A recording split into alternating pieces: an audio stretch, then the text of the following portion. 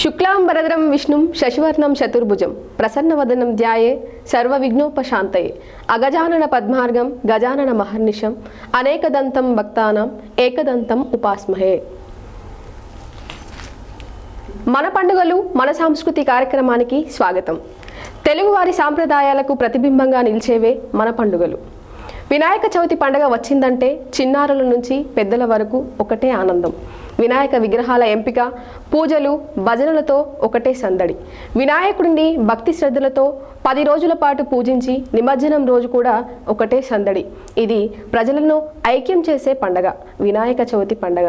ఎలా నిర్వహించుకోవాలి, పాటించాల్సిన నియమాలు, సామిరి పంచానన దివ్యపీఠం ప్రధాన సంచాలకులు జ్యోతిష్య శాస్త్ర నిపుణులు ఆర్కే వేదాంతం గారిని సత్య న్యూస్ ఛానల్ ఆధ్వర్యంలో నిర్వహించే మన పండుగలు మన సంస్కృతి కార్యక్రమంలో అడిగి తెలుసుకుందాం.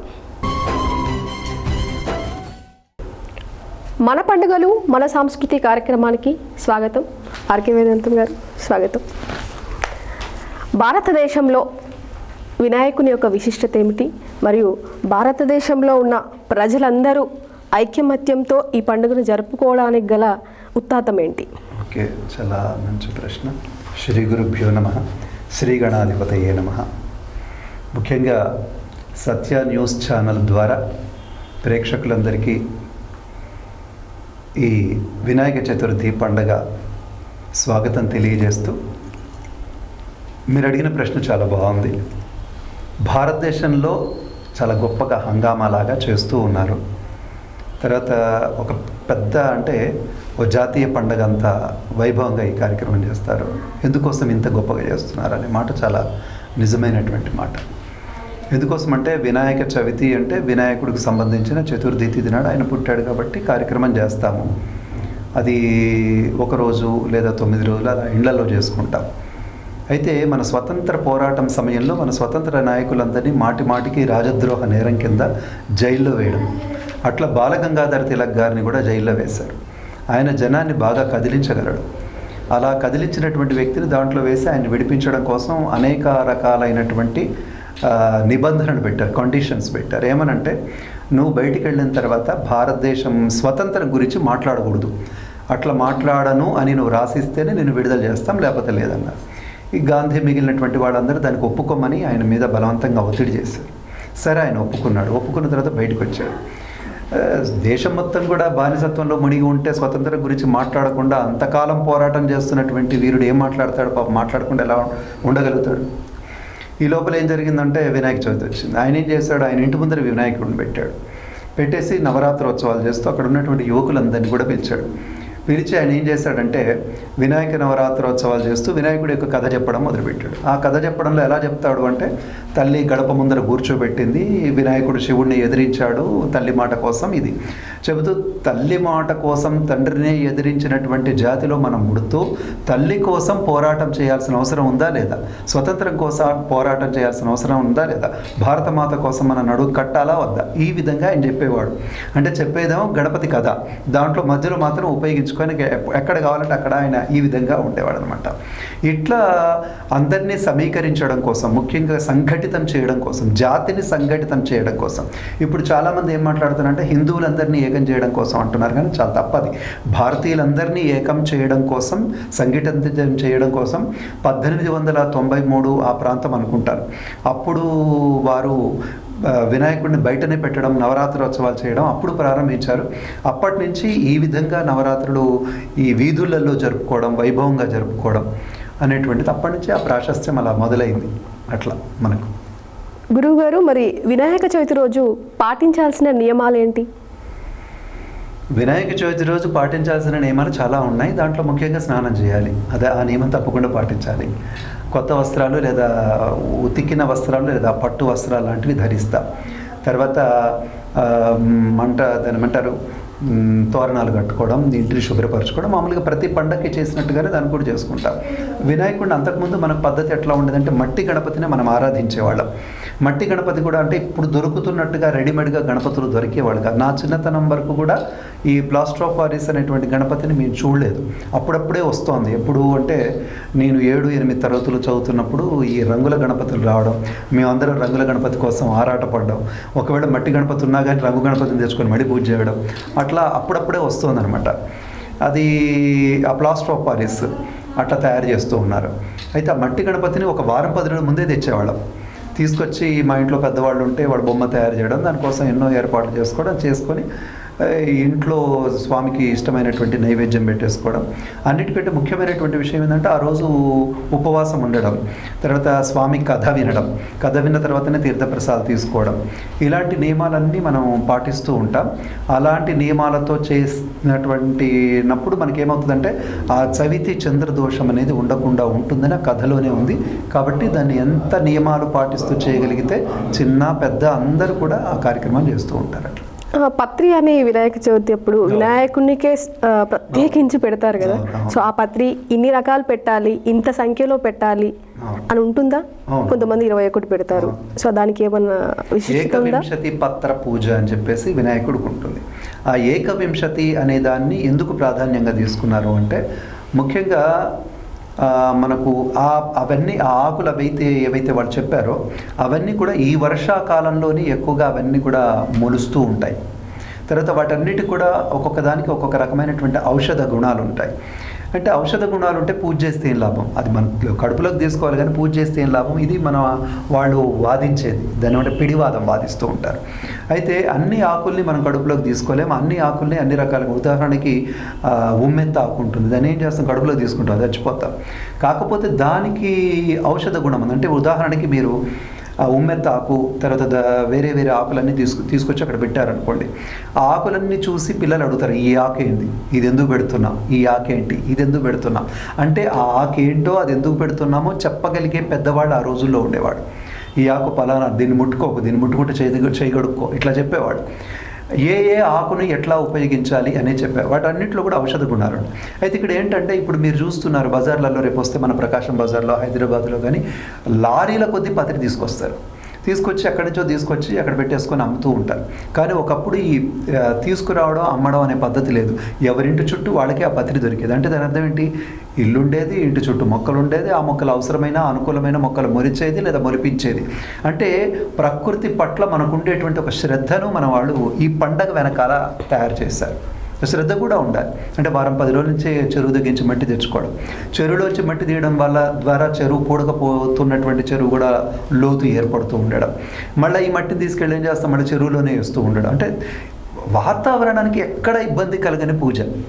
మనం ఇప్పుడు కావాలనేది అది ఇబ్బంది కలిగేటట్టుగా తయారు చేసుకున్నాం, కానీ నిజానికి ఒకప్పుడు ఇట్లా ఉండేది కాదు. చక్కగా చుట్టుపక్కల ఉన్నటువంటి ఆకులన్నీ తీసుకొచ్చేది. అయితే ఏకవింశతి అనేటువంటి దానికి ప్రాధాన్యత ఏమిటంటే,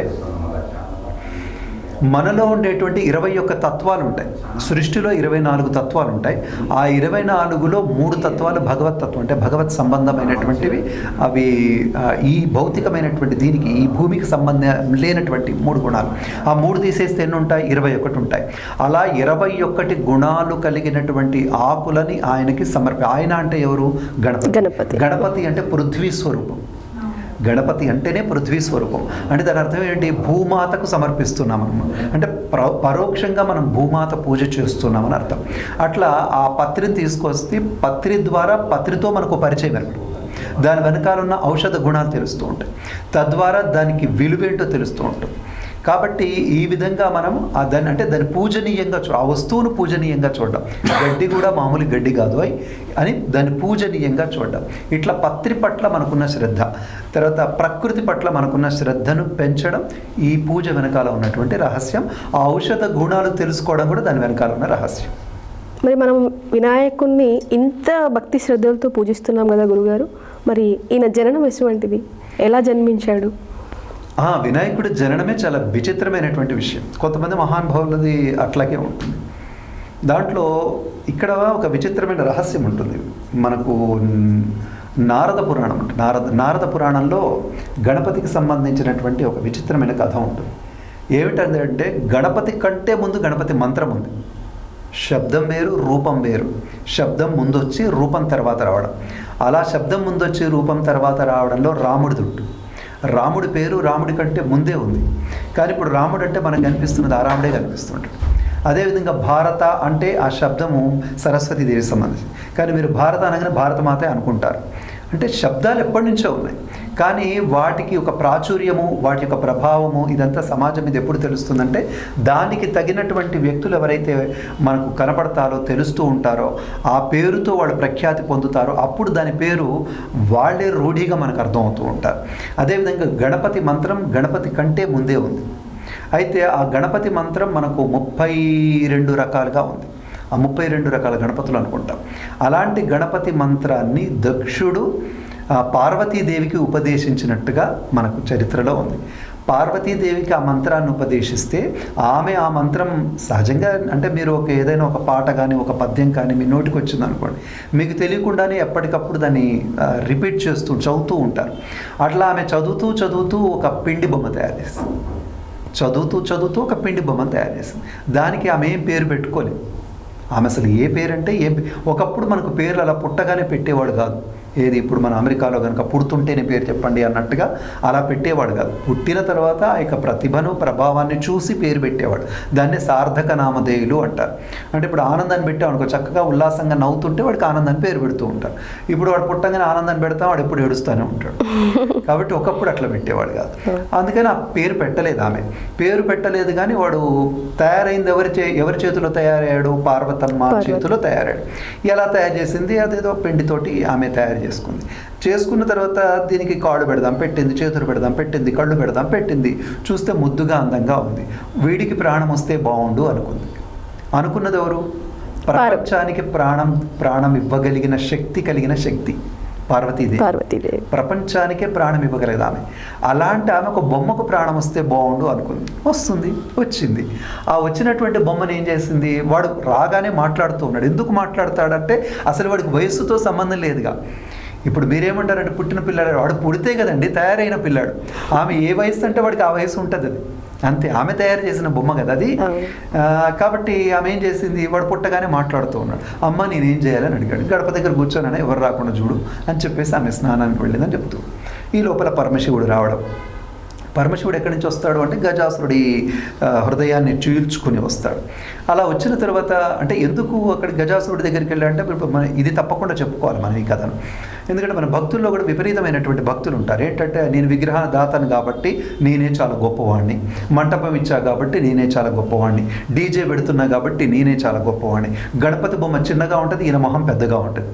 ఏది ఫ్లెక్సీ పెడితే, లేదా ఎవరో రాజకీయ నాయకులు పిలుస్తూ ఉంటాం, ఆయన బొమ్మ చాలా పెద్దగా ఉంటుంది, గణపతి బొమ్మ చిన్నగా ఉంటుంది. మీరు ఎక్కడ చూడండి వినాయక నవరాత్రులు చేస్తే అసలు వినాయకుడు తక్కువ ఉంటుంది, ఖలనాయకుల బొమ్మలు పెద్దగా ఉంటాయి. వీళ్ళందరి బొమ్మలు పెద్దగా వేసుకుంటారు, ఆయన బొమ్మ మాత్రం చాలా చిన్నగా పెడుతూ ఉంటారు. అంటే వినాయకుడిని కూడా పెద్దగా పెట్టచ్చా? అసలు పెట్టాల్సింది ఆయనదే కదా.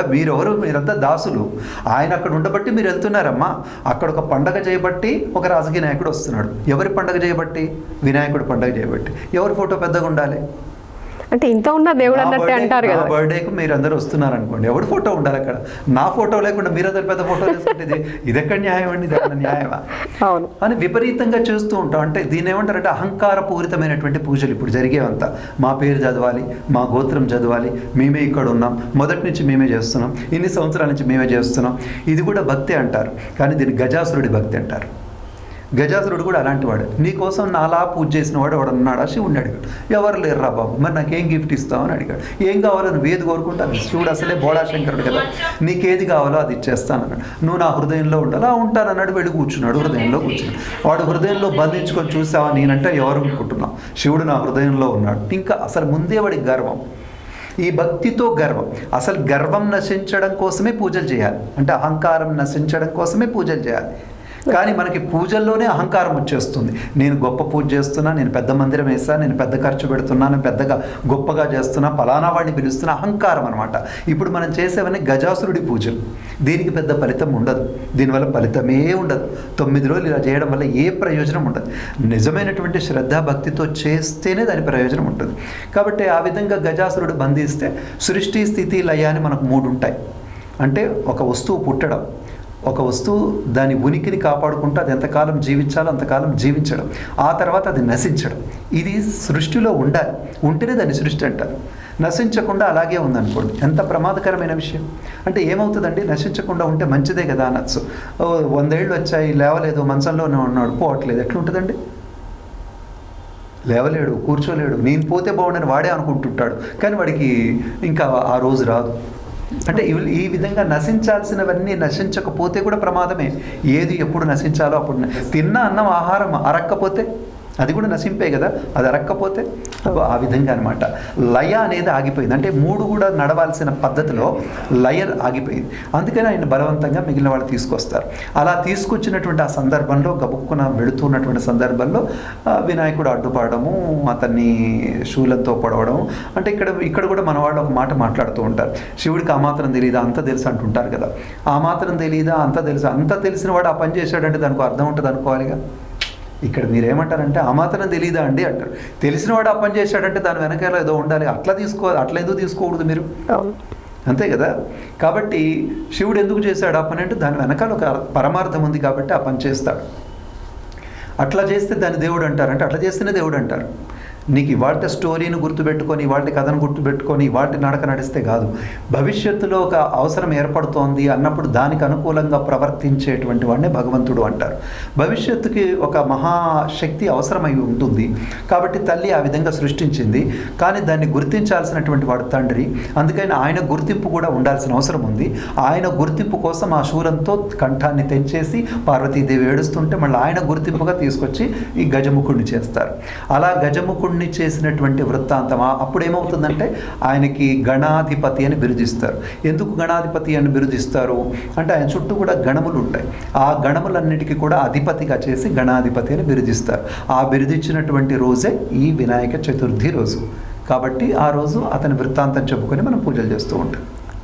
గణపతి అన్నారు కదా, గణ అంటే ఏమిటి గురుగారు? గణపతికే మొదటి పూజ ఎందుకు చేయాలి మనం? అదే గణ అంటే అదే చెప్తున్నాను. గణములు అంటే గుంపులు అని అర్థం. గోగణములు, ఋషిగణములు అంటూ ఉంటాం. గణములు అంటే గుంపులు అని అర్థం. ఇక్కడ ఏ గుంపులు ఉన్నాయంటే పరమశివుడు లయకారుడు అంటారు, అంటే నశింపజేసేవాడు అని అర్థం. నశింపజేసేటువంటి వాడికి కొన్ని శక్తులు ఉండాలి. అంటే పూర్తిగా నశింపజేయడానికి కూడా ఒక పవర్ ఉండాలి, శక్తులు ఉండాలి. ఆ శక్తులన్నీ కూడా ఆయన దగ్గర ఉంటాయి. నశింపజేసే శక్తులు అంటే ఏమిటి? అన్ని నాశనం చేయడానికి కావలసినటువంటి పవర్సు. అవి బాంబులా, లేదంటే ఇంకా మీరు ఏమంటారో మారణాయుధాలా, ఏమంటారో అలాంటి శక్తులు అనమాట. అవి ఉపయోగించాల్సిన వాడు ఉపయోగించాల్సిన పద్ధతిలో ఉపయోగించకపోతే అవి నిరుపయోగం అయిపోతాయి. కాబట్టి వాటన్నింటికి కూడా ఈయన ఏం చేస్తాడంటే ఒక పద్ధతిగా వాటికి కూడా ఒక రూపాలు ఇచ్చాడు. వాటినే భూతములు అంటారు. అలా రూపాలు ఇచ్చాడు. భూతాలు దయ్యాలు కాదు. అంటే ఒక బాంబుకి కూడా నడవగలిగే శక్తి, మాట్లాడగలిగే శక్తి ఇచ్చాడు. వీడిని పంపిస్తే వాడు అక్కడ దూకితే వాడు చచ్చిపోతాడు, అంతే. బాంబు పడ్డట్టుగా ఉంటుంది. అంటే ఇప్పుడు రిమోట్ అంటారు చూసారా, రిమోట్ అవసరం లేదు. బాంబుకి ఆయన ప్రాణం ఇస్తాడు. బాంబుకి ఆయన ప్రాణం ఇచ్చి నువ్వు వెళ్ళి అక్కడ దూకుపో అంటే ఆ బాంబు పోయి అక్కడ దూకుతుంది. అదే ఆయన రిమోట్, అదే ఆయన శక్తి, అదే ఆయన దగ్గర ఉన్నటువంటి పాలాక్షంలో ఉంటుంది. ఎంత శక్తి ఉందంటే కొన్ని కోట్ల విలువ చేసేటువంటి నశింపజేయగలిగినటువంటి శక్తి మొత్తం అక్కడ ఉంది. అది ఎంత విద్యుత్ శక్తితో పోలిస్తే ఎన్ని మెగావాట్లు ఉంటుంది, అవన్నీ కూడా మనం చెప్పలేం. అలాంటి శక్తి ఆయన దగ్గర ఉంది. అలా ఉన్నటువంటి శక్తులు అన్నీ కూడా అతనే అంతకుముందు నియంత్రిస్తూ ఉండేవాడు.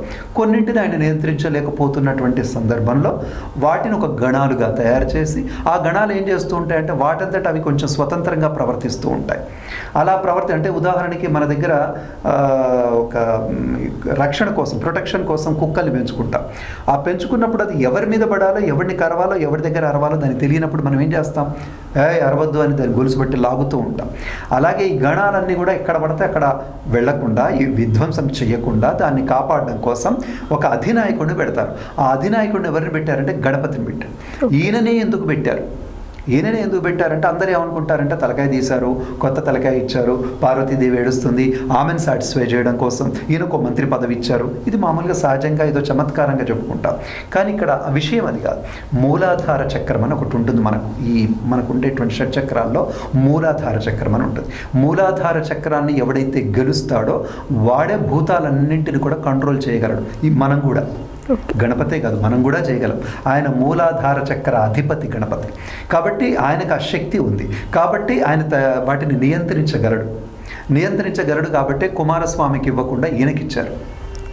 ఈయనకి ఎందుకు ఇచ్చారంటే ఆ మూలాధారం యొక్క అధిపతి ఆయన. ఆ పవర్ ఏంటో ఆయనకి తెలుసు, ఆయన ఎట్లా వాటిని నియంత్రించాలో కూడా తెలుసు. అందుకని గణములు, ఆ గణములకు ఈయనను అధిపతి చేశారు. కాబట్టి అప్పటి నుంచి ఆయన గణాధిపతి అయ్యాడు. అతను వాళ్ళందరినీ చక్కగా నియంత్రిస్తూ ఉంటాడు, నాయకత్వం చేస్తూ ఉంటాడు. ఆ నాయకత్వాన్ని వినాయకుడు అన్నారు, అంటే మంచి నాయకుడు అన్నారు. అంటే దుర్మార్గుల్ని కూడా నడిపించగలడు, సన్మార్గుల్ని ఎవరైనా నడిపిస్తాడు. మంచివాడికి ఎవరైనా పాఠం చెప్పచ్చండి, వినని వాడికే పాఠం చెప్పాలి కదా. అలా దుర్మార్గుల్ని కూడా నడిపించగలిగినటువంటి వాడు కాబట్టి ఆయన వినాయకుడు అన్నాడు. అది విషయం. మొదటి పూజ ఎందుకు చేయాలంటారు మరి? తొలి పూజ ఎందుకు చేయాలి అయితే ఇక్కడ రెండు రకాలుగా పురాణ కథ ప్రకారం తీసుకుంటే మళ్ళీ అదే, పార్వతీదేవి ఏడుస్తుంది కాబట్టి నీ కొడుకు ప్రాధాన్యత ఇస్తారమ్మా, చూడు ఒక తొలి పూజ చేస్తారు అని చెప్పేసి మన శ్రీ మహావిష్ణువు ఈ విధంగా దాన్ని పరిష్కారం చేశాడు అని చమత్కారంగా చెప్పుకోవడానికి బాగుంటుంది. కానీ ఇక్కడ విషయం అది కాదు. ఏంటంటే మనం ఏ కార్యక్రమాన్ని చేయడానికి ముందు, అంటే ఇప్పుడు నేనేం చెప్తున్నానంటే మీరు అడుగుతున్న కథకు బయటి స్వరూపం చెప్పట్లే, లోపలి స్వరూపం చెప్తున్నాను. బయట స్వరూపం ఏంటి అంటే ఆయన తల మారిపోయింది, పార్వతీదేవికి నచ్చలేదు కాబట్టి ఆమె ఏడుస్తుంది కనుక ఆమెను సంతృప్తి పరచడం కోసం ఆయనకు పదవి ఇచ్చారు. ఇది బయటి కథ. దాని అంతరార్థం అంటారు, అది కనిపించేది బయట. అంతరార్థం ఏంటి? దాని అంతరార్థం ఏంటంటే మనం ఏ కార్యక్రమం చేస్తున్నా ఇది అవుతుందో లేదో, అయితే బాగుండు, డిస్టర్బెన్స్ వస్తుందో ఏమో అని ఇలాంటి ఆలోచనలు, ఇలాంటి అంటే దీన్ని ఏమంటారంటే ప్రతికూలమైనటువంటి ఆలోచన, నెగిటివ్ థాట్స్ అంటారు, తప్పకుండా వస్తూ ఉంటాయి. మీరు ఎంత మంచి చక్కగా ప్రిపేర్ అయ్యే ఎగ్జామ్కి వెళ్తున్నా నేను చదివిన ప్రశ్నలు వస్తాయో రావో, నేను రాయగలుగుతానో లేదు, ఇట్లా మీరు అన్ని ఏర్పాటు చేసుకొని పూజ చేస్తున్నప్పటికీ కూడా నేను కరెక్ట్ చేస్తున్నానో లేదు, నేను పూజ చేయగలుగుతున్నానో లేదు, అసలు నేను చేసే పూజ సరైంది కాదో అవునో, ఇట్లాంటివన్నీ కూడా వస్తూ ఉంటాయి. తర్వాత మన దురదృష్టవశాత్తు మీరు చూస్తూ ఉంటే కూడా ఎలా జరుగుతుందంటే మీరు ప్రశాంతంగా పూజ చేయాలి అనుకున్నప్పుడే అవతల కూడా పెద్ద సౌండ్ పెట్టి మైక్ పెట్టి పెద్దగా అరుస్తూ ఉంటాడు. మనకు వద్దనుకున్న అది పెద్ద ఇబ్బందికరంగా ఉంటుంది. ఇట్లాంటివి ఎన్నో ఉంటాయి మన చుట్టుపక్కల, ఇలాంటివి ఎన్నో ఉంటాయి. మన పక్క ఇంట్లో టీవీ పెట్టుకున్నారు, పెద్దగా పెట్టారు, వాళ్ళు చెప్తే వినట్లేదు, ఏం చేస్తాను చెప్పండి, వాడితో గొడవ పడలేం కదా. అయితే ఇవన్నీ మనకు ఇబ్బంది కలగకుండా ఉండాలి, అంతరాయం కలగకుండా ఉండాలి, డిస్టర్బ్ కాకుండా ఉండాలంటే ఏం చేయాలి? ఇవన్నీ నాకు డిస్టర్బ్ కాకూడదు భగవంతుడా అని ఒక పూజ చేయాలి. ఆ ఒక పూజే మొదటి పూజ. ఇవి నాకు డిస్టర్బ్ కాకూడదు అని ఒక దేవుడి దండం పెట్టారు. ఆ ఒక దేవుడు వాడు ఏవన్నీ దేనికి డిస్టర్బ్ కాకూడదు? నేను చేస్తున్న ప్రధానమైన కార్యక్రమానికి ఇవి నాకు డిస్టర్బ్. ప్రధానమైన దేవుడు ఎవరు? శివుడో, విష్ణువో, సత్యనారాయణ స్వామి వ్రతమో, ఇంకేదో అనుకుందాం, గృహప్రవేశమో, సత్యనారాయణ స్వామి వ్రతం ఏదో చేస్తా, అది ప్రధానమైన విషయం. ఆ ప్రధానమైన విషయానికి ఇబ్బంది కలగకూడదు అని నువ్వు మనసులో అనుకుంటున్నావు. ఈ ప్రధానమైన విషయానికి ఇబ్బంది కలగకూడదు అని ఎవరికి దండం పెట్టాలి? దానికంటే ముందు వాడికి ఒకటి దండం పెట్టాలి. ఆ ముందు వాడికి దండం పెట్టడాన్ని తొలి పూజ అంటారు. ఆ తొలి పూజ ఆయనకి ఎందుకు ఇచ్చారంటే ఇంతకుముందు నేను చెప్పినటువంటి గణాలన్నీ మనల్ని ఈ విధంగా ఇబ్బంది పెడుతూ ఉంటాయి. అత్యుత్సాహం అంటారు దాన్ని. ఆ అత్యుత్సాహంతో ఆ గణాలన్నీ మనల్ని ఇబ్బంది పెడుతూ ఉంటాయి. ఉదాహరణకి మీరు పూజ చివరి కొబ్బరికాయ కొడదామని తెచ్చుకున్నారు, మీ అబ్బాయి వీడిని మధ్యలో ఇప్పుడే కొడతా అంటే అదొక డిస్టర్బెన్సే కదా. వాడిని ఆపాలి, ఎంతసేపు ఆపుతాం? పూజ అయిందాక ఆపుతూనే ఉండాలి వాడిని. ఇట్లా మీరు ఏదైనా చూసుకోండి, ఇలా ఎన్నో రకాలైనటువంటి ఆటంకాలు ఉంటాయి. ఈ ఆటంకాలన్నీ కలగకుండా ప్రశాంతంగా నేను అనుకున్న పద్ధతిలో, సంప్రదాయ పద్ధతిలో, ఆ భగవంతుడు మెచ్చే పద్ధతిలో నా పూజ జరగాలి దేవుడా అని చేసే మొట్టమొదటి పూజనే తొలి పూజ అంటారు.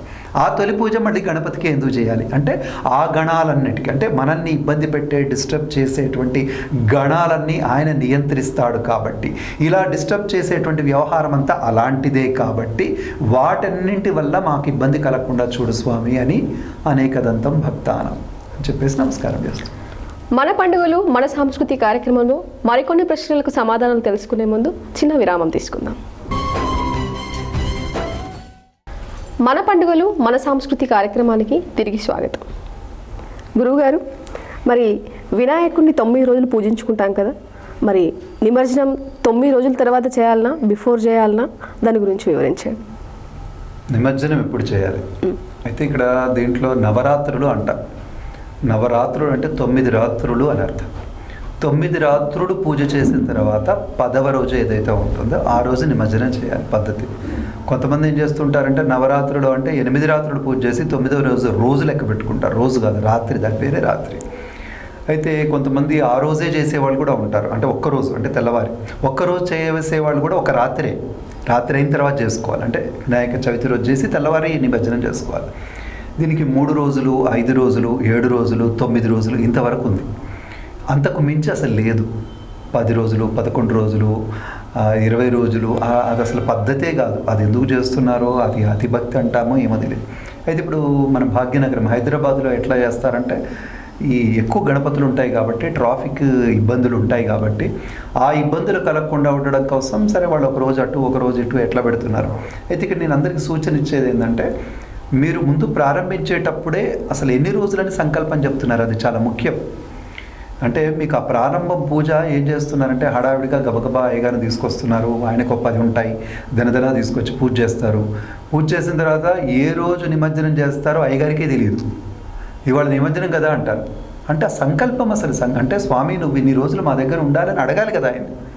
అంటే మొదటి రోజు చేస్తారు, అలా రోజు చెప్పాలి మేము ఇన్ని రోజులు పూజ చేస్తామని చెప్పాలి. ఇన్ని రోజులు పూజ చేస్తాం అంటే 9 రోజులు పూజ చేస్తామని చెప్పుకున్నాక ఉంచుతాం, 4 రోజులు బాగానే ఉంటుంది కదా, 12 రోజులు అట్లా ఉంచకూడదు. ఎన్ని రోజులైతే చెప్పావో అన్ని రోజులు మాత్రమే ఉంచాలి. అంటే అక్కడ ప్రాణప్రతిష్ఠ అంటారు, మూర్తికి ప్రాణప్రతిష్ఠ అంటారు. ఆ మూర్తికి చేసేటువంటి ప్రాణప్రతిష్ఠ, దాని వెనకాల ఉన్నటువంటి మంత్రబలం, అక్కడ ఉన్నటువంటి కలశ జలం, వాటికి ఉండేటువంటి విధానం అంతా కూడాను అన్ని రోజులకు సంబంధించే చేస్తాం. ఈ విలువ తెలిసినటువంటి వాళ్ళకి మాత్రమే తెలుస్తుంది. ఏదో పెట్టి చేసాం కదా, గౌగవ చేసాం, బొమ్మను పెట్టి పూజ చేస్తున్నాం అనుకునే వాళ్ళకి తెలియదు. దాని వెనకాల ఈ మంత్రబలం ఉంటుంది అనుకునే వాళ్ళకి మాత్రమే తెలుస్తుంది. కాబట్టి ఎన్ని రోజులు చేయదలుచుకున్నామో అన్ని రోజులు సంకల్పం ఖచ్చితంగా చెప్పవలసిందే. ఒకటి, అన్ని రోజులు ఉదయం సాయంత్రం నైవేద్యం ఉండవలసిందే తప్పకుండా. అయితే ఈ 11 రోజులు చేయడం, 12 రోజులు చేయడం అంటే అక్కడ అవసరాన్ని వసతిని బట్టి చేసుకుంటే అది పెద్ద ఇబ్బందికరం కాదు. అయితే మీరు అన్ని రోజులు పెడితే ఏకాదశం, ద్వాదశం అలా మీరు తప్పకుండా సంకల్పం కూడా చెప్పుకొనే పెట్టాలి. 9 రోజులు పెట్టి ఒక రోజు ముందు తీయొద్దు, 9 రోజులు పెట్టి ఒక రోజు తర్వాత కూడా తీయకూడదు. అది అంటే పూజ అంటేనే గౌరవం అని అర్థం. పూజ అంటేనే గౌరవం. సార్ మీరు మా దగ్గరికి రావాలి, మా కార్యక్రమంలో పాల్గొనాలి. కార్యక్రమానికంటే ముందు పిలిచి ఆయన నిర్లక్ష్యం చేయకూడదు. కార్యక్రమం తర్వాత ఆయన కూర్చోబెట్టి మనం వెళ్ళిపోకూడదు బయటికి. మొత్తం ప్రోగ్రామ్ అయిందండి, ఆయన ఒక్కడే కూర్చున్నాడు హాల్లో, మనం అందరం బయటికి వెళ్ళిపోయాం, ఎట్లా ఉంటుందండి? అది అగౌరవమే కదా. కాబట్టి ఇది చాలామందికి తెలియట్లేదు. బొమ్మే కదా అనుకుంటున్నారు. బొమ్మే అయితే మీరు పూజ చేయకండి. వినాయకుడిది బొమ్మే అయితే అసలు మీరు పూజ చేయకండి. బొమ్మ కాదండి, వినాయకుడు అక్కడ ఉన్నాడు అనుకుంటే దానికి తగినట్టుగా మీరు ప్రవర్తించడం మొదలుపెట్టండి. కాబట్టి దీన్ని ఏమంటారంటే ఎన్ని రోజులకైనా చేయొచ్చు, కాకపోతే ఆ సంకల్పం ఉందనుకోవాలి, అన్ని రాత్రులు ఉంచాలి, ఆ తర్వాతనే తీసేయాలి. ఆ ఎన్ని రోజులు అంటే ప్రస్తుతానికైతే ఏకాదశ 9 నవరాత్రులు అనేదేమో శాస్త్ర నిర్ణయం, లేదా మన పరిస్థితిని ప్రభావాన్ని బట్టి 11 రోజుల వరకు ఉంచుకోవచ్చు. వినాయక చతుర్థి సమయంలో వినాయక మండపంలో భక్తులు పాటించాల్సిన నియమాలు ఏంటి? అనుకోకుండా దాంట్లోంచే మొదలు పెట్టాం మనం. నేనేమంటా అంటే అక్కడ బొమ్మ పెట్టి పూజ చేస్తున్నాము అనుకుంటే అయితే మీరు చేయకండి. మీరు చేయాల్సిన అవసరం, బొమ్మలకు మీరు ఎందుకు పూజ చేయడం? వేస్ట్ కదా, బొమ్మ వేస్ట్ కదా, ఎందుకు వినదు కదా. కానీ అక్కడ వినాయకుడు ఉన్నాడు, మన మాట వింటున్నాడు అనుకున్నప్పుడు మాత్రమే పూజ చేయండి కదా. వినాయకుడు వచ్చి అక్కడ కూర్చుంటే మనం ఎలా ఉండాలి ఒక్కసారి నిర్ణయించుకోండి. కమిటీ వాళ్ళు నేను చెప్తూ ఉంటాను, గతంలో కూడా నేను చెప్పాను, నా దగ్గరికి చాలామంది పూజ చేయమని వస్తూ ఉంటారు. మా మంటపంలో మీరు పూజ చేస్తారా అని అడుగుతారు. నేను వాళ్ళని అడిగే మొట్టమొదటి ప్రశ్న ఏంటంటే, మీ మంటపంలో కమిటీ మెంబర్లు ఎంతమంది ఉన్నారో అంతమంది ఉదయం సాయంత్రం స్నానం చేసి రాగలరా?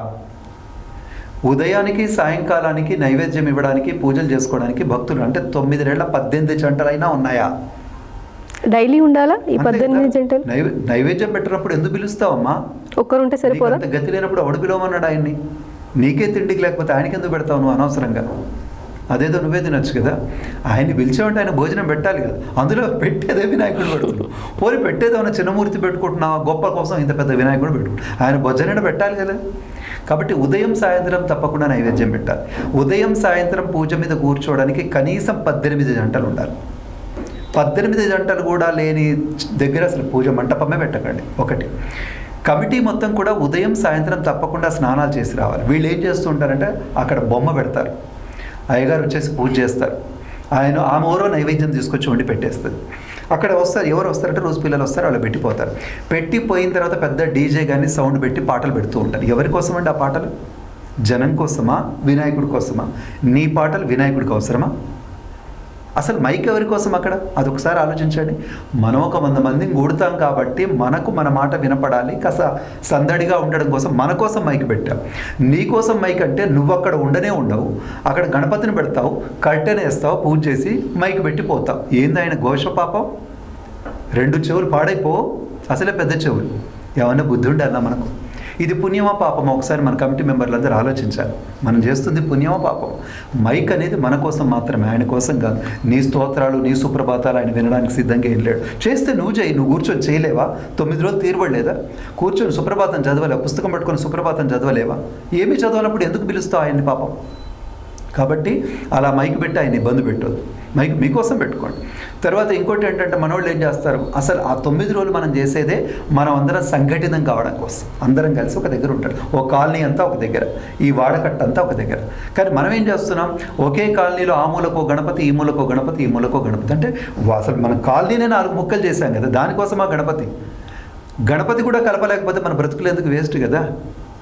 కాబట్టి గణపతి పూజ మన అసలు బాలగంగాధర్ తిలక్ గారు పెట్టిందే మనం సంఘటితం కావడం, ఐక్యం కావడం కోసం పెడితే ఇవి మనల్ని విడగొడుతున్నాయి.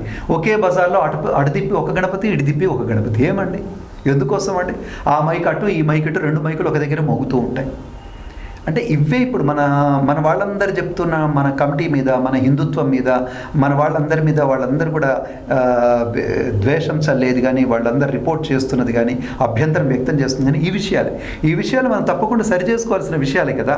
కనుక కమిటీలందరూ తప్పకుండా ఉదయం సాయంత్రం స్నానం చేసి రావాల్సింది. తర్వాత అక్కడ వ్యవహారం అంతా శుభ్రంగా ఉండవలసింది. ఈ నిన్న వేసిన చెత్త చెదరం ఒక్క ద్రప్స కూడా అక్కడ ఉండకూడదమ్మా. మీరు చూస్తూ ఉండండి, గణపతి దగ్గర ముందర శుభ్రంగా ఉంటుంది. అక్కడ కవర్లు, ఇక్కడ కవర్లు, అక్కడ తిన్న ప్రసాదాలు ఉంటాయి. మీరు ఏ మంటపానికి పోండి ఇదే గోల, ఎక్కడికి పోండి ఇదే గోలండి. ఒక బండెడు చెత్త వెళుతుంది ఎక్కడి పోయినా. ఆ చెత్త ఏ రోజు చెత్త ఆ రోజు ఏం చేయాలో తెలియదు. ఆ ఏర్పాటు చేసుకోలేవా? ఇంత చేసుకున్నవాడు అది ఒకటి ఏర్పాటు చేసుకోలేవా? కనుక ఆ శుభ్రత విషయంలో కూడా తప్పకుండా జాగ్రత్త తీసుకోవాలి. ఉదయం సాయంత్రం తప్పకుండా నైవేద్యం ఉండాలి. తప్పకుండా ఇన్ని రోజుల్లో ఒక పురాణ కాలక్షేపం ఉండాలి. తర్వాత హరికథ ఉండాలి. ఎందుకంటే అది మన కళ. హరికథ అనేది మన కళ. ఈ గుర్రకథ, హరికథ, గొల్లసుద్దులు ఇలాంటివన్నీ మన కళ. కానీ మన వాళ్ళు ఏం చేస్తూ ఉంటారు, ఆ స్కూల్ పిల్లలందరినీ తీసుకొస్తారు. వాళ్ళు తీసుకొచ్చి డ్యాన్సులు, డ్రామాలు, దీనికి ఏం సంబంధం లేదు. ఊహు అంటావా అంటే డ్యాన్స్ చేస్తూ ఉంటారు. అసలు మనం పెట్టింది దేనికోసం, మనం చేస్తున్నది దేనికి? ఇది పుణ్యమా పాపమా? అంటే ఇదంతా ఎవరు చూసుకోవాలి అని అడుగుతాం. అంటే సత్య ఛానల్ చూసి అందరు నేర్చుకోవాలా? మనం చెప్పింది అందరు నేర్చుకోవాలంటే బుద్ధున్న కమిటీ మెంబర్లు, బుద్ధున్న కాలనీ పెద్దలు, బుద్ధున్న భక్తులు, బుద్ధున్న అక్కడ వ్యవహారం చేసేట నిర్వాహకులు, వీళ్ళందరూ కూడా చూసుకోవాలి. వీళ్ళు చూసుకోవట్లేదంటే బుద్ధి లేని వాళ్ళని అర్థం. ఈ బుద్ధి లేని వాళ్ళందరూ కలిసి ఎంత సిద్ధి బుద్ధి గణపతిని పూజించినా బుద్ధి రాకపోగా మన బుద్ధులు పాడైపోతాయి. అందుకని మన ఛానల్ ద్వారా హెచ్చరిస్తున్నాను, మీరు చేస్తే పుణ్యం చేయండి, కానీ పాపం మాత్రం ఎట్టి పరిస్థితుల్లో చేయకండి. తప్పకుండా గోపూజ ఉండవలసిందే, ఉండి తీరాలి. వీలైతే 9 రోజులు గోపూజ పెట్టండి, లేదా ఒక్క రోజున్న గోపూజ పెట్టండి. మీరు ఎంతసేపటికి ముగ్గుల పోటీలు పెడతారు, ఇంకేవో పోటీలు పెడతారు, రన్నింగ్ పోటీ, ఏందండి గోలంతా? అసలు ఒక్క ముక్కన్న వాడికి ఒక విషయం తెలియాలా? 9 రోజుల పేరు మీద హిందూ అంటే ఏంటి, మన భక్తి అంటే ఏంటి, మన దేవుడు అంటే ఏంటి, విగ్రహారాధన ఎందుకోసం వాడికి తెలియకూడదా? ఎవరు చెప్పాలండి? అయ్యగారులకు తీరుబడలేదు, వాళ్ళకి ఆ 10 నిమిషాలు వచ్చిపోవడానికి తీరుబడలేదు. ఎవరో ఒకరు చెప్పాలి కదా. చెప్పేవాళ్ళని దొరుకుతారు కదా. నువ్వు ప్రయత్నం చేస్తే బోళ్ళంతమంది ఉన్నారు. అసలు ఆ ప్రయత్నమే మనం చేయంగా. కాబట్టి మంటపాలలో చేసుకునేటువంటి వాళ్ళు తప్పకుండా గోపూజ చేసుకోవాల్సిందే. తప్పకుండా హరికథలు, బుర్రకథలు, పురాణాలు ఇలాంటివి పెట్టుకోవాల్సిందే. ఆ 4 రోజుల్లో పిల్లలందరినీ కూర్చోబెట్టి చక్కగా వాళ్ళకి చెప్పాల్సినటువంటి 4 మంచి విషయాలు చెప్పాల్సిందే. అక్కడ ఉన్నటువంటి కాలనీ వాళ్ళందరూ ఈమె పిలవాలి, ఆమె పిలవాలి, వీళ్ళు వచ్చారు, వాళ్ళు వచ్చారు రాకుండా ఇది నా పండగ అని అందరూ కూడా అక్కడ పాల్గొనాల్సిందే. అన్నిటికంటే ముఖ్యమైన విషయం ఊరేగింపు. ఏదో ఒకటి లోపల పడితేనే మాకు డ్యాన్స్ వస్తుంది అనేవాళ్ళు అసలు చేయకండి. ఇంత పెద్ద డీజేలు పెట్టి, ఇంత పెద్ద సౌండ్ పెట్టి, ఇబ్బంది పెట్టి చేయకండి. మీరు ఆనందంగా గణపతి ముందర చిందులు వేయగలిగితే వేయండి. కోలాటం వేస్తారా, భజనలు వేస్తారా, వేయండి. కానీ ఏదో ఒకటి లోపల పడితే వేస్తే లోపల కూడా వేసినట్టు నువ్వేసేది ఎక్కడ, నువ్వెప్పుడు వేస్తావు? కాబట్టి ఇవన్నీ కూడా పక్కదో పట్టించకుండా చూసుకోవాల్సినటువంటి బాధ్యతలు ఉన్నాయి. సత్య ఛానల్ ద్వారా ఈ విషయాలు మన వాళ్ళందరికీ మరొకసారి నేను గుర్తు చేస్తున్నాను. మరి ఇంత మంచిగా మనం వినాయకుని పూజించుకుంటున్నాం కదా గురుగారు, మరి వినాయకుని పీఠంని మనం ఎలా ఏర్పాటు చేసుకోవాలి? ఈ ప్రశ్న నీకు నాకు సంబంధం లేదు. ఇది బ్రాహ్మణులు చూసుకునేటువంటి వ్యవహారం. అయినప్పటికీ నువ్వు అడిగావు కాబట్టి చెప్తున్నాను. ఒక మంచి తెల్ల వస్త్రాన్ని పరుచుకొని, అంటే ఇక్కడ మనం మూర్తిని పూజించడం అనేది ఇంట్లో అయినా ఎక్కడైనా ఒక చిన్న చిట్కా చెప్తాను. ఏంటంటే బింబం, కుంభం, కుండం, మంటపం అని 4 ఉంటాయి. బింబము, కుంభము, కుండము, మంటపం అని 4 ఉంటాయి. బింబం అంటే ఏంటి? మూర్తి. కుంభం అంటే ఏంటి? కలశం. బింబము, కుంభము. కుండము అంటే ఏంటి? అగ్ని, అంటే దాని హోమం. సరే, అది చేయొచ్చు చేయకపోవచ్చు, అది తప్పకుండా చేయాలని రూల్ ఏం లేదు. హోమం, కుండం. తర్వాత మంటపం, అది మొదలయ్యేది మంటపం నుంచి మొదలవుతుంది. ఆ మంటపం మీద ఏం ఆస్వాదిస్తామంటే వస్తున్నవాడు ఎవడు? గణపతి వస్తున్నాడు. వినాయక చవితి, ఆయన పుట్టినరోజు అంటే ఎవరు వస్తారు? పరివారం అంతా వస్తారు. ఆ పరివారంలో ముఖ్యమైన పరివారం ఎవరు ఉంటారు అంటే నవగ్రహాలు ఉంటాయి, అష్టదిక్పాలకులు ఉంటారు, పంచలోక పాలకులు ఉంటారు. వీటిని ఏర్పాటు చేస్తాం. వీటిని ఎట్లా ఏర్పాటు చేస్తామంటే ఆకులు, వక్కలు, ఎండు కొబ్బరి, వాటి ద్వారా అవన్నీ ఏర్పాటు చేస్తాం. ఆయన ఎక్కడ కూర్చోవాలి, మరి దేని మీద కూర్చోవాలి అంటే మనం ఒక బల్లె పీటేస్తాం, పీట మీద కూర్చోవాలి. ఇంకేం వేస్తామంటే దాని మీద బియ్యం పోస్తాం. అంటే పవిత్రమైన అన్నిటికీ, అంటే ప్రపంచంలో అతి పవిత్రమైన వస్తువు ఏదంటే బియ్యము, తర్వాత కుంకుమ. అందుకే మనం కుంకుమార్చనలు చేస్తూ ఉంటాం. ప్రతిదానికి కూడా బియ్యమే పోస్తూ ఉంటాం, ఎందుకంటే ప్రాణం అది.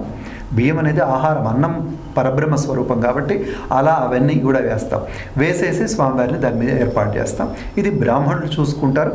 మంటపం చాలా విశాలంగా ఉండాలి, చక్కగా ఉండాలి, ఉడకపోసి ఇబ్బంది కలిగేలాగా ఉండకుండా చక్కగా చూసుకోవాలి. అది మంటపం యొక్క ఏర్పాటు విధానం. మరి వినాయకుడిని మండపంలో పెట్టి మనం పూజిస్తుంటాం కదా, మరి ఆ మండపంలో వినాయకుడిని ఈ వైపే పెట్టాలి, ఇటు నుంచే పూజించాలి, దేవుని తొండం ఇటువైపే ఉండాలి అనేవి ఏమైనా ఉన్నాయా నియమాలు? ఈ వైపే అనేటువంటి విషయానికి అయితే తప్పకుండా ఉంది. తూర్పు దిశలోనే ఉండాలి. స్వామి తూర్పు దిశకు చూడడం అనేది సరైనటువంటి పద్ధతి. ఒకవేళ తూర్పుకు చూడలేకపోతే ఉత్తరం చూడాలి. స్వామి ఉత్తరం కానీ తూర్పు కానీ చూస్తూ ఉండాలి. అది స్వామి కూర్చునేటువంటి పద్ధతి. తర్వాత మనము స్వామికి కుడివైపున కూర్చుంటాం, స్వామి వారికి కుడివైపున మనం కూర్చుంటాం. అది రెండవ పద్ధతి. తర్వాత తొండం విషయం, పాపం ఆయన తొండం ఎటు పెట్టుకున్నా మనకేం ఇబ్బంది లేదు, ఆయన తొండం ఆయన ఎటు పెట్టుకుంటాడు.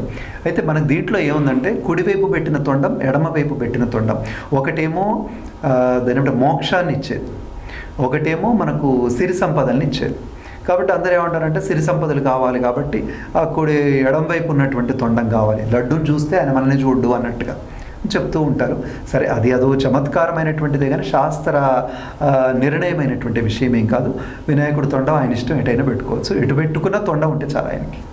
వేదాంతం గారు, మరి వినాయకుడిని 32 విభిన్న రూపాలలో పూజిస్తారు, ఎందుకు పూజిస్తారు? దీనికి మనం ప్రారంభంలోనే ఒక విషయం చెప్పుకున్నాం. ఏంటంటే గణపతి కంటే ముందే గణపతి మంత్రం ఉంది. మంత్రం ఉన్నప్పుడు దానికి ఏమంటారంటే మంత్రానికి ఒక స్వరూపం ఉంటుంది. మంత్రానికి అంటే ఉదాహరణకి టీ అనేది ఒకటి ఉందనుకోండి, అందరు కలిసి టీ ఏదో రకంగా తయారు చేస్తూ ఉంటారు. కానీ కొంతమంది టీలో 11 రకాలు, 20 రకాలు, ఎన్ని రకాలైనా తయారు చేసుకోవచ్చు. ఎన్ని రకాలుగా తయారు చేస్తుంటావో దానికి కావాల్సినటువంటి వస్తువులు వేరే ఉంటాయి, దానికి కావాల్సిన విధానం వేరే ఉంటుంది. ఆ టీ తయారు చేయడం అది ఒకటి తెలుస్తుందంటే టీలు ఎక్కువ తయారు చేసేవాడు తెలుస్తుంది, ఏదో ఒక టీ తాగేవాడికి ఇవన్నీ తెలియదు. అదే అంటే దాని అర్థం ఏంటి, అసలు టీ కంటే ముందు టీకి సంబంధించిన వ్యవహారం అంతా ఉంది. అంటే సాఫ్ట్వేర్ అంటారు దీన్ని ఏమంటారంటే సాఫ్ట్వేర్ అంటారు. మనం గణపతి అనేటువంటి హార్డ్వేర్ని చూడకముందే గణపతి అనేటువంటి సాఫ్ట్వేర్ ఒకటి ఉంది. ఆ సాఫ్ట్వేర్కి సంబంధించిందే 32 మంత్రాలు ఉన్నాయి. ఆ 32 మంత్రాలనే 32 గణపతులు అంటుంటారు. అయితే నిజంగా ఇప్పుడు ఈ బొమ్మలు తయారు చేసేవాళ్ళు అలా గనక తయారు చేస్తే చాలా అద్భుతంగా ఉంటుంది. కానీ వీళ్ళు ఏం చేస్తుంటారు, వాడి మీద వీడి మీద వాడు ఇష్టం వచ్చినట్టుగా తయారు చేస్తారు. ఏదో హనుమంతుడి మీద గణపతి, వాళ్ళ మీద గణపతి, వీళ్ళ మీద ఏంటంటో గుర్రం మీద గణపతి, పాపం ఆయన ఎలక వాహనం ఎక్కుతాడు, ఎలకనేమి కింద పెడతారు, గుర్రం మీద కూర్చుంటాడు. ఏంటో విచిత్రంగా తయారు చేస్తూ ఉంటారు వాళ్ళు కూడా, వీళ్ళు అలాగే తెచ్చుకుంటుంటారు. పెద్ద విగ్రహం పెట్టాం, గొప్ప విగ్రహం పెట్టాం, ఊరేగింపులు దాన్ని విభిన్నం చేసాం, ఇబ్బంది పెట్టాం అనే దానికంటే ఎక్కువ మంచి మూర్తిని పెట్టాం, అనుకూలమైన మూర్తిని పెట్టాం, మట్టి మూర్తిని పెట్టాం, ఇలా అనిపించుకోవడం చాలా బాగుంటుంది.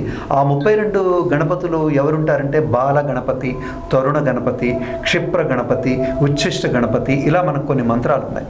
ఆ ఒక్కొక్క మంత్రానికి సంబంధించి ఒక్కొక్క గణపతి ఉంటాడు. ఇప్పుడు మనం చూస్తున్నటువంటి ఈ గణపతి ఎవరైతే ఉన్నారో వరసిద్ధి వినాయకుడు అంటారు. ఏది ఇప్పుడు మనం పూజలు చేసుకుని ఏ గణపతి అయినా స్వరూపం ఎట్లా ఉన్నా ఈయనకు పేరేంటంటే వరసిద్ధి గణపతి అంటారు. ఇప్పుడు మనం పూజించేటువంటి వరసిద్ధి గణపతి. ఇలా 32 మంత్రాలు ఉన్నాయి. ఆ 32 గణపతులు ఉన్నారు. మనం చేస్తున్న స్వరూపాలు అయితే అవి కాదు, మనం చేస్తున్న పూజలు కూడా ఆ 32 గణపతులకు సంబంధించినవి కాదు. మరి ఈ సిద్ధి గణపతిని వినాయక చవితి రోజు చందమామని చూస్తే మంచిది కాదు అని అంటారు, అపనిందలు వస్తున్నాయి అని అంటారు, చంద్రుడిని చూడకూడదు అంటారు, ఎందుకంటారు? ఇది మనందరికి తెలిసినటువంటి కథ, చాలా బాగుంటుంది, సరదాగా ఉంటుంది. సరే, అందరికీ తెలుసు కాబట్టి నేను అంత నిడివిగా చెప్పకుండా క్లుప్తంగా చెప్పేస్తాను. గణపతి పుట్టినరోజు జరుగుతూ ఉంటుంది. ఆయనకి గణాధిపత్యం అప్పచెప్తారు. అందరు కలిసి విందు భోజనాలు ఏర్పాటు చేస్తారు. ఇందులో మన గణపతి ఏ భోజనం చేస్తారంటే పాయసము, ఉండ్రాళ్ళు అవి తింటారని చెప్తారు. సరే, పార్వతమ్మ వాళ్ళ అబ్బాయి కాబట్టి స్పెషల్గా తయారు చేయిస్తుంది. పెద్ద కుండల్లో వాటిలో బాణల్లో తయారు చేస్తారు. చేస్తే ఆయనకి దేంట్లో పెడతారు? చెంబుల్లో, గ్లాసులో, కంచాల్లో పెట్టకూడదు కదా. ఆ బాణ తీసుకుంటే గంగాళాలు అంటారు. వెనకటి రోజుల్లో మీరు చూసారో లేదు తెలీదు, గంగాళాలు అంటారు. ఆ గంగాళం అక్కడ పెట్టిన తర్వాత ఆయన గంగాళంలో తొండం పెడతాడు. పెట్టేసి పీల్చుకుంటాడు, బుడు అని పీల్చుకొని నోట్లో పోసుకుంటాడు, భోజనం ఎడుతుంటాడు. చాలా టేస్టీఫుల్గా ఉంది కాబట్టి తాగుతుంటే బొర్ర పెరుగుతూ ఉంటుంది. మనకు కూడా అంతే. ఇప్పుడు ఈ మధ్యకాలంలో భారతదేశంలో బొర్రలు ఎందుకు వస్తున్నాయంటే పనిలేక వస్తున్నాయని అందరూ చెప్తూ ఉన్నారు. తిండి ఎక్కువైంది, పని లేదనే విషయం అందరూ ఒప్పుకుంటున్నారు. కాబట్టి ఆయనకు కూడా బొజ్జ పెరిగింది. బొజ్జ పెరగగానే నాయన అమ్మ నాన్న ఆశీర్వచనం తీసుకో, పుట్టినరోజు కదా అంటే సరే అని వెళ్ళాడు. పాపం ఆయనకు బొజ్జ ఒక బోర్ల బొక్కలు పడిపోయాడు. కొంచెం ముందరి నుంచే బొర్ర ఎక్కువ ఉంది, దాంతోపాటు బోర్ల బొక్కలు పడిపోతే ఏమైపోయింది? దండం పెట్టాలంటే ముందరికి చేతులు వంచాలంటే కాళ్ళు లేస్తున్నాయి. ఆ భయానికి కాళ్ళని మళ్ళీ నిలదొక్కుందామంటే చేతులు లేస్తున్నాయి. అంటే ఇట్లా ఆ బొర్ర మీద ఇట్లా ఊగుతున్నాడు. ఇప్పుడు నీకే ఇంత నవ్వు వస్తే చూసిన వాళ్ళకి ఎంత నవ్వు వస్తుంది? చెప్పితే వింటేనే నీకు ఇంత నవ్వు వస్తే చూసిన వాళ్ళకి ఎంత నవ్వు వస్తుంది? అవును, అందరు నవ్వుతారా? మరి నీలాగా నవ్వరు. ఎందుకంటే ఎవరి అబ్బాయి అంటే మేడం గారి అబ్బాయి. ఎవరు? పార్వతీదేవి కొడుకు. ఆ విధంగా ఉంటే నవ్వితే ఇంకేమైనా ఉందా? ఆమె శూలం పట్టుకుందంటే మళ్ళీ ఇంకా. అందుకని అందరు నవ్వు ఆపుకొని తలకాయ తిప్పుకుంటారు. పాపం నవ్వుతూనే ఉంటారు, అందరూ ఆపుకుంటారు పక్కకు. చంద్రుడు మాత్రం అక్కడ ఉంటాడు, తట్టుకోలేక నవ్వేస్తాడు. పాపం ఆ కోపం వస్తుంది. అదే నాకే వచ్చిందంటే చంద్రుడికి రావడంలో ఆశ్చర్యం లేదు. కాబట్టి ఇంకోటి విషయం ఏంటంటే ఆమె కోపం ఎందుకు వచ్చిందంటే వీళ్ళందరూ నవ్వుతున్నారనే విషయం కూడా ఆమెకు తెలుసు. వీళ్ళందరినీ కోపడలేదు కదా. విష్ణువుని కోపడుతుందా? బ్రహ్మను కోపడుతుందా? ఇంద్రుని బుద్ధి లేదా అనలేదు కదా. కాబట్టి దొరికినవాడు ఎవడు? చంద్రుడు. ఎందుకంటే వాడు బయటికైనా అవుతున్నాడు. కబుక్కుని చంద్రుడికి కోపడ్డది. ఏమని కోపడ్డది? దుర్మార్గుడా, నువ్వు నవ్వుతావా? చిన్న పిల్లాడు, వాడికి ఏదో తెలిసి తెలియక ఇలా చేస్తే మా అబ్బాయి అలా చేస్తే ఇలా నవ్వుతావా? బుద్ధి లేదురా అన్నట్టుగా నీ మొహం చూస్తే మొత్తం అందరికీ కూడా నీలాప నిందలు వస్తాయి, నీ మొహమే చూడొద్దు అంటారు. ఓకే. విషయం ఏంటంటే ఈరోజు మనకు సెల్ ఫోన్లు, టీవీలు అట్లా వచ్చాయి కాబట్టి మన పిల్లలు టీవీలు చూసి, సెల్ ఫోన్లు చూసి భోజనాలు చేయగలుగుతున్నారు. తల్లులకి ఇబ్బందులు. వాడు ముందర ఫోన్ పడిస్తే వాడు పాప అన్నం తింటున్నాడు, గడ్డి తింటున్నాడు కూడా తెలియకుండా వాడు తినేస్తున్నాడు. కానీ ఒకప్పుడు అట్లాగా చిన్నపిల్లలకు అన్నాలు పెట్టాలంటే తప్పకుండా చంద్రుడు ఉండాల్సిందే, బయటికి రావాల్సిందే. చంద్రుడు ప్రేమించుకునే వాళ్ళకు చంద్రుడు అవసరం. చంద్రుడి మీద చల్లని రాజా ఓ చందమం పాటలు రాసుకున్నారుగా. ప్రేమించుకునే వాళ్ళకు చంద్రుడు అవసరం, చిన్నపిల్లలకు చంద్రుడు అవసరం, పూజలు చేసే వాళ్ళకు పౌర్ణమి చంద్రుడు అవసరం. ఇంతమందికి చంద్రుడు అవసరం. చంద్రుడు లేకపోతే ఎలా? కాబట్టి చూడకుండా ఎవరు ఉంటారు? ఎవరైనా చూస్తారు కదా. ఇదంతా ఏదో గందరగోళంగా ఉందని చెప్పేసి అప్పుడు శ్రీ మహావిష్ణువు దగ్గరికి వచ్చి, ఎంతైనా అన్నగారు కాబట్టి ఏంటమ్మా ఇంత కోపం పనికిరాదు నీకు, అట్లా ఉంటుందా? అలా మనమే చూస్తూ ఉంటాం, బయటికి వెళ్ళి చూసిన వాడికల్లా నీలాప నిందలు వస్తే అట్లా సరైన పద్ధతి కాదు కదా అని చెప్తే ఆమె కోపం వచ్చినప్పుడు తమాయించుకుంది. మరి ఏం చేయాలో ఆమెకు కూడా తెలియలేదు. కాబట్టి మళ్ళీ దానికి కూడా ఈయనే చెప్తాడు, చవితి రోజు చూస్తే నీలాప నిందలు వస్తే అట్లా సవరిద్దామంటే అలాగే అన్నయ్య, దాందే ఉంది అన్నయ్య, నువ్వు చెప్తే నేను కాదంటాను అన్నయ్య అన్నది పార్వతీదేవి. అలా ఆమె దాని శాపాన్ని సవరించింది. ఏంటి? చవితి రోజున ఎవరైతే చంద్రబింబాన్ని చూస్తారో, చంద్రుడిని చూస్తారో తప్పకుండా నీలాప నిందలు వస్తాయి. శుద్ధ చవితి ఎలా ఉంటుందంటే రేఖలాగా ఉంటుంది. శుద్ధ చవితి పెద్ద పూర్ణచంద్రుడు ఉంటాడు, రేఖలాగా ఉంటుంది. కానీ మీరు బాగా గమనించండి, అతి కాంతివంతంగా ఉంటుంది. చాలా అసలు మెరుస్తూ ఉన్నట్టుగా, కత్తి అంచు మెరుస్తున్నట్టుగా మెరుస్తూ ఉంటుంది. కాబట్టి చవితి చంద్రుడిని చూడకుండా ఉండడం అనేది కూడా అసాధ్యమైనటువంటి విషయం.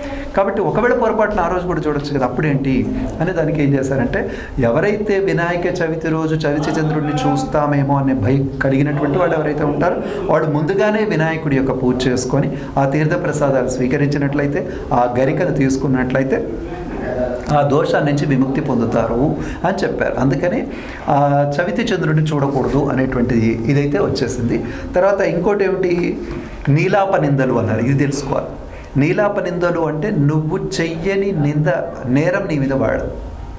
నువ్వు చెయ్యని నేరం నీ మీద అంటే నువ్వేం నేరం చేయలేదు, ఎవరో కేసు పెట్టారు, తీసుకొచ్చి మనల్ని వాడు జైలు పాలు చేశారు అనుకో, 6 నెలలు పెట్టి నువ్వేం తప్పు చేయలేదమ్మా, చాలా మంచిదాని అంటే తెలిసిపోయింది, మీరు వెళ్ళండి అని చెప్పారు. అసలు 6 నెలలు ముందైతే ఆ విషయం అందరికీ తెలిసిపోతుందిగా. నీలాపనింద చెయ్యని తప్పు. చేసిన తప్పు వేరండి, చెయ్యని తప్పు చాలా భయంకరమైనటువంటిది. చేసిన తప్పు కనీసం ఏదో తెలుసో తెలియకో పొరపాటు చేశాను క్షమించనొచ్చు, కానీ చెయ్యని తప్పుకు అసలు ఏం అడుగుతాను, ఏం చెప్తావు? అందుకని నీలాప నిందలు అంటారు. ఆ నీలాప నిందలు పడకుండా ఉండడం కోసమే మనం చవితి రోజున చక్కగా గణపతి పూజ చేస్తూ ఉంటాం. మరి యువత యూనిటీతో గణేష్ ఉత్సవాలు నిర్వహిస్తున్నారు కదా, మరి కొత్త పోకడలు కూడా వస్తున్నాయి కదా? దాదాపు దాని గురించి నేను కూడా చెప్పాను. ముందు యువత ఎవరైతే ఉంటారో, ఇప్పుడు నాకు తెలుస్తున్నటువంటి వరకు వీళ్ళు ఏం చేస్తారంటే అవతల కాలనీ వాడు చేస్తున్నాడు, మనం కూడా చేద్దాంరా పద అని అప్పటికప్పుడు ఒక ఎవరో దాతని మాట్లాడుకుంటారు. ఉన్న దాంట్లో ఎవడో డబ్బులు ఇచ్చేవాడు ఉంటాడు, వాడి దగ్గర పోతారు. విగ్రహం వచ్చింది, టీం ఉంది, ఒక ప్లేస్ దొరికింది, చాలు ఇక గణపతి పూజ. కానీ ఇక్కడ నేను ఇందాక చెప్పింది అదే, మీరు కనుక చేయదలుచుకుంటే ముందు దేవుడి పూజ ఎవరు చేయాలండి? దేవుడి పూజ ఎవరు చేస్తారు? భక్తులు చేయాలి. నువ్వు ముందు భక్తుడిగా మారు. నువ్వు భక్తుడిగా మారకుండా ఓ రాజకీయ రౌడీలాగా వేషాలు వేసుకొని పెద్ద ఇంతింతలా బొట్లు పెట్టేసుకొని ఇంటికి పోయి వాడిని బెదిరిస్తున్నట్టు చందాలు అడగడం ఎట్లా అడగాలంటే వినయంగా కదా. నువ్వు చందాలు అడుగుతుంది పార్టీ కోసం అడుగుతున్నా, పార్టీ పండ ఇంకేమన్నా, నువ్వు వినయంగా అడగాలి. ఆ వినయమే ఉండదు మనుషుల్లో. ఆ వినయమే లేకుండా పోయి బెదిరిస్తున్నట్టుగా చందాలు అడగడం, తర్వాత నీ ఇష్టం వచ్చినట్టుగా సౌండ్ పెట్టడం, ఆ తర్వాత నిమజ్జన కార్యక్రమం లాగా ఉంటుందా? అంత రసాభాస అవసరమా? అసలు నువ్వు వైన్ షాపులన్నీ కూడా ఆ రోజు మొత్తం ఖర్చు అయిపోతాయా? అసలు దేంతో నిమజ్జనం చేస్తున్నాం? మన గణపతిని నీళ్ళలో నిమజ్జనం చేస్తున్నాం, వైన్స్తో నిమజ్జనం చేస్తున్నాం. అసలు నేను తాగి ఎగరమంటున్నాడు నిన్ను? నీకు భక్తి ఉంటే ఆ విధంగానే ఎగురు. 9 రోజులు స్నానం చేయాలి తప్పకుండా. అక్కడికి మంటపం దగ్గరికి రావాల్సిందే తప్పకుండా. గొప్పల కోసమో నాయకుల కోసమో చేయొద్దు, వినాయకుడి కోసమే పూజలు చేయాలి. పూజలు చేయదలుచుకుంటేనే మీరు మంటపాలు పెట్టండి. కానీ ఏదో చేద్దాంలే, చూద్దాంలే, జరగకపోద్దా ఇట్లా చేయకండి. తర్వాత మీరు చేస్తున్నటువంటి ప్రతి పైసా ఖర్చు ఆ కాలనీ వాళ్ళకి తెలిసి ఉండాలి. మీరు ముందు ఎంత వసూలు చేశారో తెలియాలి, ఎంత ఖర్చు అయిందో తెలియాలి, ఎంత మిగిలిందో తెలియాలి, ఆ డబ్బు ఎక్కడ ఉంటుందో తెలియాలి, వచ్చేసరి అది ఎలా ఉపయోగపడుతుందో ఇక్కడ తెలియదు. అయితే ఇక్కడ నేను ఇంకొక మాట కూడా చెప్తాను. మీరు అన్నట్టు విపరీత ధోరణులు అనేటువంటి మాట ఏదైతే ఉందో, ఎన్ని విపరీత ధోరణులు పోతున్నప్పటికీ కూడాను వినాయక చవితిలో ఒక గొప్ప ప్రాశస్త్యం ఉంది. ఏమిటి ఆ ప్రాశస్త్యం అంటే, ఇప్పుడు మీరు మీడియాలో చూస్తున్నటువంటి కళాకారులలో 70 మంది వినాయక చవితి ఉత్సవాల్లో పాటలు పాడి డ్యాన్సులు వేసో లేదా ఇంకేదో చేసో కళాకారులుగా గుర్తింపు వచ్చినటువంటి వాళ్ళే ఉన్నారు. ఒక 70% మంది. అంటే అలాంటి కళాకారులకు ఒక వేదిక అయింది. తర్వాత ఇంకా పువ్వులు, తర్వాత రంగు కాగితాలు, తర్వాత మిగిలినటువంటి విషయాలు, టెంట్ హౌసు, మేళాలు, మైక్ సెట్లు, వీళ్ళందరికీ కూడా ఒక మంచి ఉపాధి దొరుకుతుంది. దాన్ని మనం కాదనలేదు. అంటే వీళ్ళు తప్పులు చేస్తున్నారని నేను మొత్తాన్ని విమర్శించట్లేదు. దాని ద్వారా జరుగుతున్నటువంటి శ్రేయస్సు కూడా ఉంది, సామాజికమైన ఆర్థికపరమైన గొప్ప ఆలంబనం కూడా ఉంది, దాన్ని మనం తీసుకోవాలి. అంతేకాకుండా మీ మీడియా వాళ్ళకి ప్రపంచంతో సంబంధం ఉండదు. ఆ 9 రోజులు ఎక్కడ గణపతి దొరుకుతాడా పోదామా అని మీకు మంచి కాలక్షేపం కదా. లేకపోతే ఇట్లా నా బోల్డ్ వెతుక్కోవాల్సి వస్తుంది, ఏం చేద్దామా అని. తర్వాత ఇంకోటి ఏంటంటే, ఆ సందర్భంలో పెట్టేటువంటి ఆటల పోటీలు కానీ అలా పాల్గొన్నటువంటి వాళ్ళు కానీ చాలా ప్రఖ్యాతమైనటువంటి స్థాయిలో ఉన్నటువంటి వాళ్ళు ఉన్నారు. ఇంకా కొన్ని చోట్ల చాలా చక్కగా చేస్తున్నారు.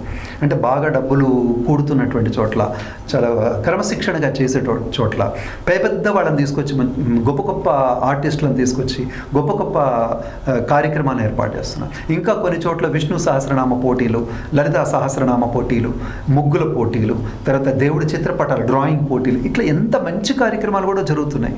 అయితే నేను ఏమంటున్నానంటే, పక్కదోవ బట్టే యువత ఎవరైతే ఉన్నారో అలాంటివి మీరు నేర్చుకోండి. సరే, మీరు అంత గొప్ప కళాకారుని తీసుకురాకపోయినా ఓ మామూలు కళాకారుని తీసుకురాగలిగైనా ఒక మంచి కార్యక్రమం చేయండి. ఇక్కడ లోకల్లో ఉన్నటువంటి మన కళాకారులు ఎవరైతే ఉంటారో వాళ్ళందరినీ గుర్తించండి. అంటే దీని ద్వారా ఇంతమందికి ఒక మేలు జరిగింది, లాభం జరిగింది, ఉపాధి కలిగింది, లేదంటే ఒక ప్రేరణ వచ్చింది. అంటే మీరు చిన్నపిల్లలందరినీ అందరినీ పిలిచి వాళ్ళందరికీ వాళ్ళ చేత గణపతి సంబంధించిన 4 స్తోత్రాలు చదివిస్తారనుకోండి, మీరు మర్చిపోతారు. కానీ జీవితాంతం వాడు మర్చిపోడు. జీవితాంతమే కాదండి, వాడు ఎంత పెద్దోడైనా మర్చిపోడు. వాడు చెప్తాడు, నేను చిన్నప్పుడు గణపతి మంటపంలో ఇది నేర్చుకున్నా, నాకు ఇప్పటికి కూడా వచ్చని గర్వంగా చెప్పుకుంటాడు. లేదా అప్పటి నుంచి నేను గణపతి భక్తుడయ్యా అని చెప్పుకుంటాడు. కాబట్టి ఇవన్నీ మనం, అంటే దీని ద్వారా సంస్కరించబడుతున్నటువంటివి, దీని ద్వారా చేయాల్సినటువంటివి, దీని ద్వారా సంఘానికి కావాల్సినటువంటివి బోల్డ్ అని ఉన్నాయి. అవి మనం చేయొచ్చు. ఇదంతా ఎప్పుడు చేయగలుగుతుందంటే, ఇంకొక వారం రోజుల ముందర యువత కనుక కూర్చొని వాళ్ళకు ఒక దక్షుడు కానీ ఒక మంచి వాడిని దగ్గరికి వెళ్ళి మంచి సలహాలు తీసుకుంటే ఇప్పుడు చేస్తున్న దానికంటే 100 బాగా చేయొచ్చు. ఈ సూచన నేను మన వాళ్ళందరికీ ఇస్తాను. దయచేసి మీరు చేశాము అనిపించుకోకండి, చెయ్యండి, చక్కగా చేయండి, గర్వంగా చేయండి. మిగిలిన వాళ్ళు అరే మేము ఇలా చేసుంటే బాగుండేదే అన్నట్టుగా చేయండి. దేశ విదేశాల్లో కూడా భారతదేశంలో గణపతి పూజలు చేయడం వల్లనే ఇంత శ్రేయస్సు కలుగుతోంది అనేటట్టుగా చేయండి అని నేను యువతకు దీని ద్వారా నేను ఒక విజ్ఞప్తి చేస్తున్నాను మన ఛానల్ ద్వారా. మీరన్నట్టు చివరగా ఒక ప్రశ్న గురువుగారు, మరి కొత్త పోకడలు వస్తున్నాయి, కొత్త ధోరణులు వస్తున్నాయి, కొత్త యువత కూడా పుట్టుకొస్తున్నారు. మరి ఈ యువత హిందూ సాంప్రదాయాలను కాపాడాలంటే ఏం చేయాలి? ఇప్పుడు నేను చెప్పింది అదేనా, ముందు ఏం చెయ్యాలో కదా, ఏం చేయకూడదో తెలుసుకోండి. ఏం చేయకూడదు, ఎలా చేయకూడదు, ఎలా చేస్తే తప్పు, ఎలా చేయకూడదు అది తెలుసుకొని చెయ్యకూడనివి చెయ్యకుండా ఉంటే చాలు. మీరు ఏదో గొప్పలు చేయాల్సిన అవసరం లేదు, కానీ తప్పులు చేయకుండా ఉండండి. ఏ తప్పులు చేయకూడదు ఆ తప్పులు చేయకండి. అందరితో బాగుండండి. ముందు మీరు నాయకుల కోసం చేయకండి, గొప్పల కోసం చేయకండి, మీకోసం చేయకండి, వినాయకుడి కోసమే చేయండి. అట్లా మన హిందూ సంఘం మొత్తం ఆ విధంగా చేయడానికి సిద్ధమైతే ఈరోజు నేను ఇందాక చెప్పాను కదా, సమాజంలో ఇలా లబ్ధి పొందిన వాళ్ళు, ఇలా దాంతోటి కళాకారులుగా ఆ రోజు నుంచే ప్రభవించినటువంటి వాళ్ళు, దాంట్లో గొప్ప గొప్ప అవార్డ్స్ పొందినటువంటి వాళ్ళు చాలామంది ఉన్నారు. ఇప్పుడు మీరు వింటున్నారు కదా, ఈ గీతా మాధురి ఇలాంటి పేర్లు వింటుంటారు కదా, వీళ్ళందరూ కూడా ప్రతి వినాయక చవితికి చాలా గొప్ప గొప్ప, ఇంకా నేను కొంతమందిని చూశానండి, 9 రోజులు మొత్తం కొన్ని కాలనీల వరకు అన్నదానం చేస్తున్నటువంటి వాళ్ళని చూశాను. కొన్ని కాలనీల వరకు 9 రోజులు వేద పండితులందరినీ పిలిచి 10 మంది 20 మంది 20 మంది వేద పండితులు 9 రోజులు పిలిచి వేదాలు చదివించి వాళ్ళకి సన్మానం చేసిన వాళ్ళని చూశాను నేను. అలాంటి ఒక మంచి ఆలోచన చేయగలిగితే మన హిందూ యువత చాలా బాగుంటుంది. ఇది మనకు గర్వకారణం. ఇది నిజం చెప్పాలంటే ఒక దేనికంటే ఈ మిగిలినటువంటి పండగలన్నిటికంటే కూడా హిందూ సమాజం సంఘటితం కావడానికి, హిందూ అంటే ఏంటో తెలుసుకోవడానికి, తర్వాత ఇతరత్ర మత ప్రభావాలు మన మీద ఉండకుండా చూడడానికి ఇది ఒక మంచి ఆస్కారం, మంచి వేదిక. కాబట్టి ఇది కేవలం ఒక ఏదో చేస్తున్నాము మొక్కుబడిగా కాకుండా ఈ విధంగా కనుక చేయగలిగితే మన హిందూ సమాజానికి చాలా గొప్ప ప్రభావం ఉంటుంది, ప్రయోజనం ఉంటుంది దానివల్ల. గురువుగారు, మరి చివరగా ఇంకొక ప్రశ్న, భక్తులకి మీరు వినాయక చవితి ఇలా జరుపుకోవాలి అని ఒక మాటలో చెప్పాల్సి వచ్చినప్పుడు మీరు ఏం సలహాలు ఇస్తారు, ఏం సూచనలు ఇస్తారు, ఎలా పాటించమని అంటారు? నేను చెప్పే మొట్టమొదటి మాట ఏంటంటే, బొమ్మలు పెద్దగా ఉండాలి చూసుకోకండి, మీ భావన పెద్దగా ఉండాలి. బొమ్మలు కాదు ప్రాధాన్యం. ఎందుకంటే మనం ఊరేగింపు సమయంలో చూస్తున్నాం, పెద్ద బొమ్మ పెట్టేసుకొని ఊరేగింపు సమయంలో లారీలో పట్టక, కరెంటు వైర్లో పట్టక, ఆ తర్వాత చేతిలో కాళ్ళు ఏదో తీసేస్తే అది అవమానమా సన్మానమా? అదే పని నీకు చేస్తే ఎట్లా ఉంటుంది? మనం కనీసం శవానికి కూడా చేయమే ఆ పని. ఎంత దారుణమైనటువంటి విషయం! ఎట్లా చేస్తారంటే మీరు దానివల్ల పుణ్యమా పాపమా? అంటే మీడియా అప్పుడు మీరే పెడతారు, ఏది క్లాక్ టవర్ దగ్గర మీరే ఆ కెమెరాలు పెట్టుకొని ఉంటారు, దాంట్లో అక్కడ కనిపిస్తూ ఉంటుంది విగ్రహం చేతులు కాళ్ళు కత్తిరించబడుతూ ఉండడం అనేది మీకు కనపడుతూ ఉంటుంది. మీరు వద్దన్న అట్లాంటివే చూపిస్తారు, ఎందుకంటే మీరు ఇది కావాలి కదా మీరు. కాబట్టి ఈ అవమానం చేస్తున్నాం గణపతికి. కనుక బొమ్మలు పెద్దగా ఉండాలని చూడకండి. విగ్రహాలు చిన్నవి పెద్దవి కాదండి, మనకు అనుకూలంగా ఉండాలి, మన దృష్టికి అనుకూలంగా ఉండాలి, మనకు అనుకూలంగా ఉండాలి. రెండవది శుభ్రత, భద్రత, ప్రేమ. ఈ 3 చాలా ముఖ్యమైనటువంటి. తప్పకుండా మంటపాలు శుభ్రంగా ఉండాలి, ప్రేమగా చేయండి, భక్తిగా చేయండి. అన్నిటికంటే ముఖ్యమైన విషయం, ఎంత వీలైతే అంత మట్టి బొమ్మలే పెట్టండి. ఎవ్వరి కోసం పెట్టట్లేదు, మన కోసం పెడుతున్నాం. మట్టి అంటే భూమాత, నీలో ఉంది మట్టే, నాలో ఉంది మట్టే, మళ్ళీ మిగిలేది మట్టే.